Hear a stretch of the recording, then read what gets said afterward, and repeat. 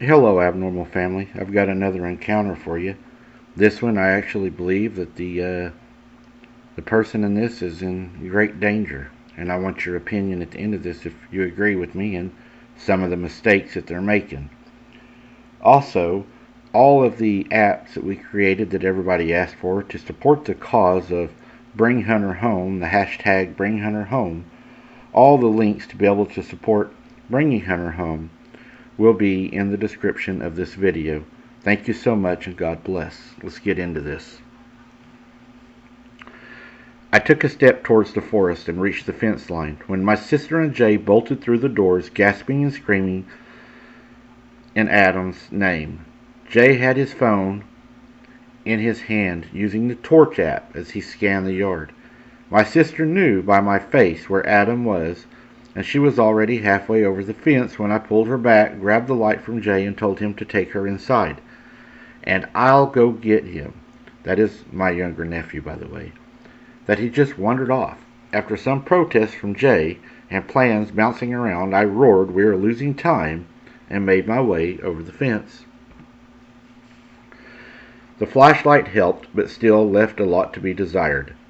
If you ever have been in the forest at night, say, in a peaceful state, it can be scary. So imagine the state I was in. My nephew was missing, walking through the blackness with a pathetic beam of light. Every sound and movement had me on high alert. Every shadow was the creature going to rip my limbs off like it did my decking. I followed the slight trail myself, and Adam took calling his name, and like in a horror film, hearing bushes rumble and light footsteps everywhere every couple of moments. Once I swear I heard Adam giggle, and I knew he was near, so I began to scream his name. I was very close to the clearing where me and Adam had been sitting when I got the feeling of someone behind me. The hairs on my neck had stood up. Right, my breathing got faster, my heart sped up, and I could feel the fight or flight response begin to trigger in my body. And by golly, I was going to fight it if I had. This thing will definitely kill me, but Adam might escape. All these thoughts flew like birds in the sky, my body stiff and fists clenched as I slowly turned. Movement. Behind a large tree to my left, Adam, like a kid leaving a party, strolled out, more like strutted out, walking toward me, smiling nervously. Not wanting to take my gaze off him, I moved towards his movement, and the trees forced me to slowly bring my light to the tree and the brush and Adam it came from. There on his honkers was Brown Boy, looking rather sullen and upset, I guess you could say, but next to it was first thought was a tree was not a tree.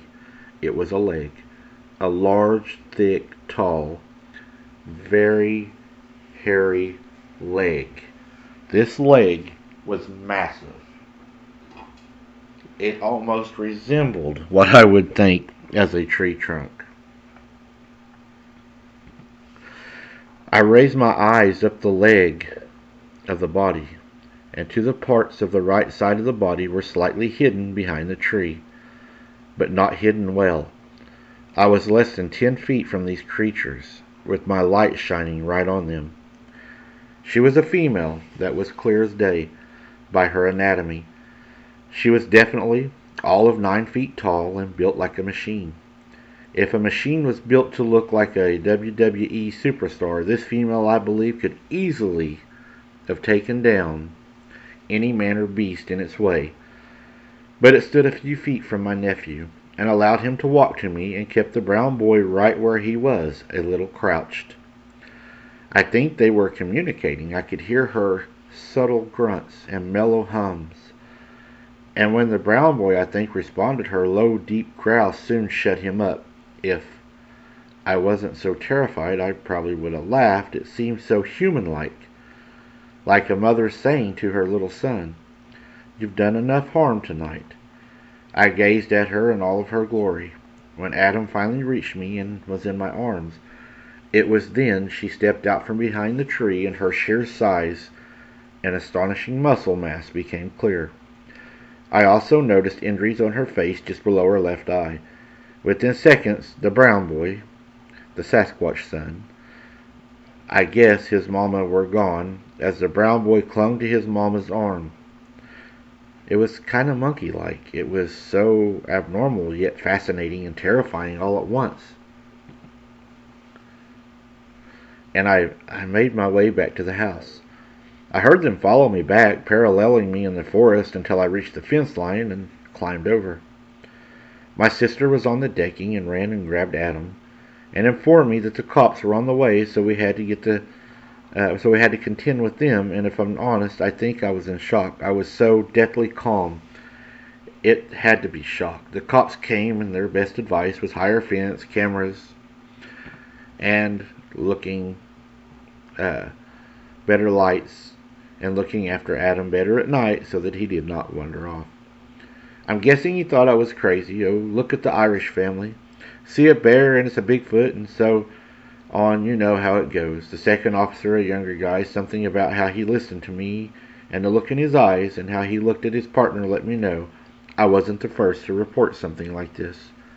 But after this, yes, security went up drastically in our home. No keys ever left in the doors, windows locked, curtains pulled. Taller fences are in the process within a week, and so on. Jay was fascinated now, and Adam nothing but delighted with the brown boy and his mom. I explained thoroughly to Jay how she looked. She was all of 9 foot tall, dark brown, weird forehead and weird shaped head. She had muscle on muscle, but a very rounded belly. I don't know if she was pregnant, but her belly was so round, huge traps and deltoids, and shoulders, and basically no neck and head, and just a huge mouth. Couldn't see the ears because of the hair, nose, and flat, but hooded, same leathery look to the skin. But unlike my sister's encounter with the red one, this one was well kept, clean looking, apart from the marks under its eye. And yes, the eyes were dark with large brown ridge lips and ape. But I didn't feel like it was going to kill me. I think it was rather pissed at her young one, if I'm honest, for bringing Adam out of the forest. But that's speculation and not fact. Her legs and arms were so impressive of sheer power and muscle. Even through the hair, it was clear how muscular she was. She was basically a giant version of the brown boy, only difference was slightly different face, older looking, obviously. And her color, she was dark, very dark brown. And the boy was more of a chestnut, light brown, same long arms, huge mouth, shorter legs, but thick and huge, and similar movement, and facial expressions, sounds, etc. I asked Adam repeatedly to explain how he got outside and what happened. He was sleeping in the downstairs room with my sister and Jay, and he heard a noise and woke up. Said he went to the bathroom. He then went to the kitchen for a drink, and that's when he saw the brown boy on the decking, so he sneaked out. He said at first the brown boy was keeping a few paces ahead of him, like if it was a game of chase. His words were, "We were playing chase, but he was damn faster than me, Mom." He said before he knew it there in the woods, and he could hear me. But the brown boy looked scared in Adam's words. I tried to tell him to come back and we could get snacks, and Mommy won't care, but he would not come back.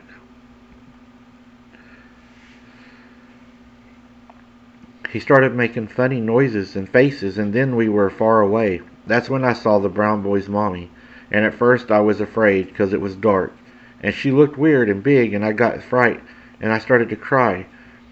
But then I knew she was cool. She made the brown boy sit at the tree, so I sat there too, and you could hear for a minute. More or less, she was talking to the little one, grunting at him and kind of pushing him toward me. This whole thing hit my sister hard, and she wanted out. She wanted to move back to Ireland or to the city, but it wasn't that simple, or going back was not easy at all. The days passed, and we heard hoots and wood knocks, etc., some movements in the forest, but no sightings for almost 2 weeks. My sister was calming down, but Adam was upset, and was unknowingly to us leaving jellies and fruits over the fence line. And he thought I didn't know, but I saw him do it one afternoon, and a few hours later I went to get them, and yes, they were gone. So yep, he's been feeding them, and feeding them since he first saw the brown boy, as he's now told me. He would have left fruit jellies by the fence, run inside and watch from the window, as the brown boy would literally be like a kid in a candy shop. Bless my nephew, he's always had the sweetest heart. As the weeks went on and the sounds got less and less, any sightings, etc., until one morning my sister saw 4 of them walking inside the tree line at around 8 a.m. She said clearly one was Adam's friend, the brown boy. He was never stopped peering over it, almost bouncing with excitement. She could see 2 females, one about 9 or 10 foot tall, the other one about 6 foot tall, and the breasts made it clear that they were female, and neither glanced her way, and a large male who walked a few paces behind the rest said he was enormous, over 10 feet tall, if not more. He was bigger than any of the others and at least 4 foot across the chest, and he was jet black. And the 6 foot female was almost jet black. This was mid-October when Amy had this sighting, and after we had this sighting, many people have came out to our place and admitted there has been a lot of encounters in our area. Even 2 to 3 children have went missing that have not been found. One thing that's massively important, I think, is that the incident was the big red one was me and Adam call him. I don't think he is part of the family of Sasquatch that reside on the near our property. I'm pretty certain the fact that I believe he entered their territory may be looking for a mate, the 6 foot female maybe, or for food, or who knows really. But my reason for this belief is the red squatch was clearly injured. My sister saw its fresh red wound up close personal and believed the only thing big or strong enough to attack something that size was another Sasquatch. When my house was being attacked by the red one, the second roar from the opposite side of the house occurred, and then silence for a few later seconds. It stopped. When Adam got out into the woods at night and saw the female Sasquatch, her eyes were clearly injured. So did the red fella fight? I don't know. I don't even know what even happened. All I know is I feel like these things were trying to take my son with them, and they were fixing to migrate or leave. And I think the last walkthrough they were hoping to grab him, and they would have took my son, and I would have never seen him like all the other missing children. I think he would have definitely been on the 411 list, as I believe the little one would have took him, and the others would have helped. Guys, I've seen a lot of problems in this. Number one problem is letting her son wander out in the woods over a fence and getting lost. Number two is she knows that the kid is gifting these creatures and feeding these creatures, and she seems to be okay with it. Now, you know, I tell people not to gift, and I believe that's a prime example of why we shouldn't do it, because when we gift, we allow them to believe that they are welcomed there. And whenever they feel like they're welcome there, they start coming up closer to your house on the deck, and they start interacting with your family. The child going out and playing with him, everything that was going on, I believe that they were preparing that boy to be taken. And I believe that she's very blessed to have her son, that this did not turn out bad. You know, people make the mistake of thinking these things are nice, but, you know, she even says herself they're attacking her house. They have her son out there. They have battle scars on them. You know, one hit from one of them to the child, even in play, could be detrimental. I think that she's making a lot of mistakes, and she needs to get up some lights. She needs to get up some trail cams, and she needs to get these things away and let them know they're not welcome there. What do you guys think? Thanks for watching, guys. I appreciate it so very much. Please smash that like button, guys. And until next time, keep your head on a swivel and don't be something's dinner.